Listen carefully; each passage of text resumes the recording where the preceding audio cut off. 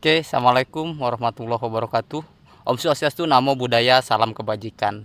Berjumpa kembali dengan saya, Bos Terong, informasi ragam pertanian inovatif, kreatif, dan bermanfaat. Oke teman-teman, pada kesempatan hari ini saya akan melakukan proses pemupukan daripada cabai rawit hijau bara F1 ya teman-teman. Dan kemudian pupuknya apa-apa saja, dan kemudian cara mengaplikasikannya bagaimana, dan kemudian dosisnya berapa. Simak terus videonya sampai selesai ya teman-teman. Dan bagi teman-teman seperti biasa yang baru bergabung atau baru menemukan channel ini, silahkan like, komen, share, dan subscribe, karena subscribe itu gratis ya teman-teman. Oke, baiklah teman-teman, untuk penjelasan hari ini silahkan teman-teman simak videonya sampai selesai. Yang pertama, saya menggunakan ini dia ya teman-teman. Seperti biasa, di usia cabai 14 hari setelah tanam saya menggunakan NPK 1616 jenis tawon ya teman-teman.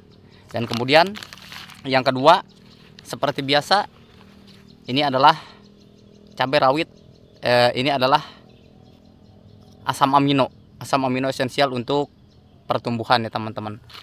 Dan kemudian apakah boleh bang magnesium sulfat atau ultradap, sering kita dengar dengan nyebutnya dengan merek dagang ultradap, diaplikasikan kepada tanaman cabai di usia 14 hari setelah tanam. Sebagaimana teman-teman simak, ini di tangan saya, ini adalah magnesium sulfat. Fungsinya magnesium sulfat itu sebetulnya seperti apa sih bang?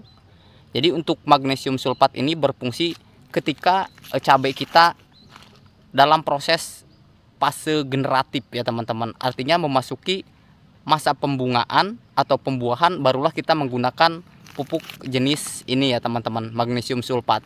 Tetapi bang, bagaimana jika kita mengaplikasikan daripada ketika cabai tersebut di usia 14 hari setelah tanam?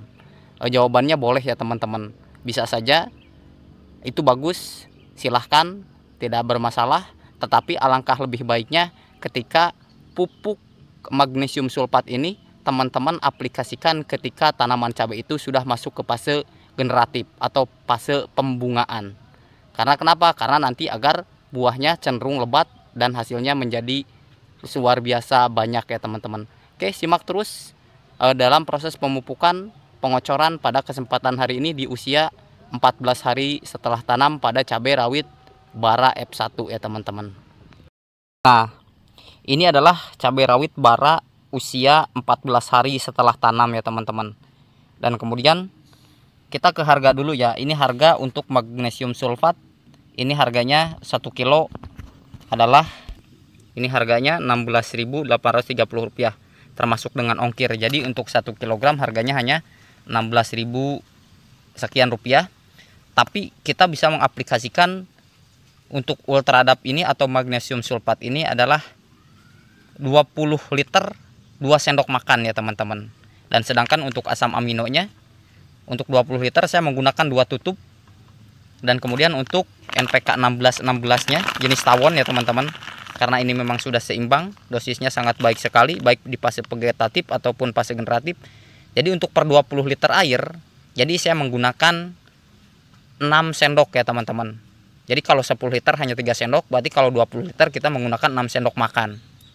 Itu untuk dosisnya ya teman-teman. Dan memang untuk fase vegetatif seperti ini, kita baik melakukan pemupukan ataupun melakukan penyepraian, jangan sampai telat ya teman-teman, atau jangan sampai kita harus betul-betul melakukan proses perawatan pada fase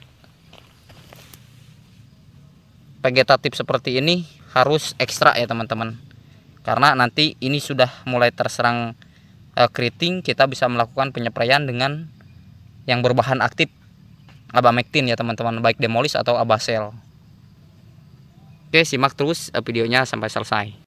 Dan kemudian sebetulnya ya teman-teman, saya lebih suka, atau jika memang harus, lebih baik terkena daun keriting ketimbang langsung terkena fusarium atau layu bakteri ya teman-teman.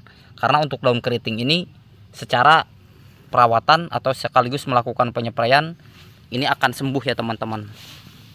Lain dengan halnya layu bakteri atau layu fusarium, itu jika sudah terkena akan sulit untuk melakukan proses penanganannya.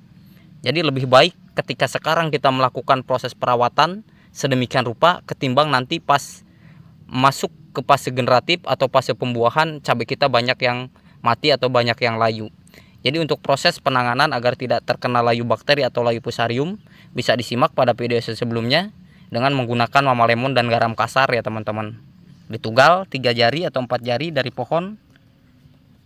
Jadi untuk garamnya 1 sendok dan untuk mama lemonnya 1 sendok.